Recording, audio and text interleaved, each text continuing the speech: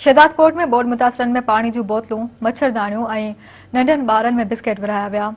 Mehran welfare society जे अॻवान advocate Abdul Waheed भट्टी, सुनील कुमार छाबड़िया, इमरान हुसैन खल, Mir Faisal Mugeri ऐं ॿियनि मीडिया सां ॻाल्हाईंदे चयो त मेहरान वेलफेयर सोसाइटी मुखिर माण्हुनि जे तावन सां बरसाति ऐं बोर्ड मुतासरनि में 1000 पाणी जूं बोतलूं, 100 मुहारा, मच्छरदानियूं ऐं 500 बिस्किटनि जा दॿा विरहाया विया आहिनि, जंहिंजो मक़सदु बोर्ड मुतासरनि खे रिलीफ फराहम करणु आहे।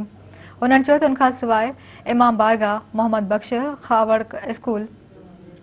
फैज़ इलाही स्कूल, गर्ल्स स्कूल समेत मुख़्तलिफ़ हंधनि ते बोर्ड मुतासरनि जे कैंपनि में बीमारियुनि जे माहिर डॉक्टरनि जी निगरानी हेठि मुफ़्त तिबी कैंपूं लॻाए 1200 खां वधीक मरीज़नि खे चकास मुफ़्त दवाऊं ॾिनियूं वियूं आहिनि।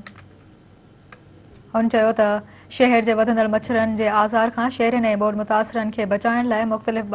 पाड़नि ऐं कैंपनि अॻियां मच्छर मार स्प्रे कयो वियो आहे।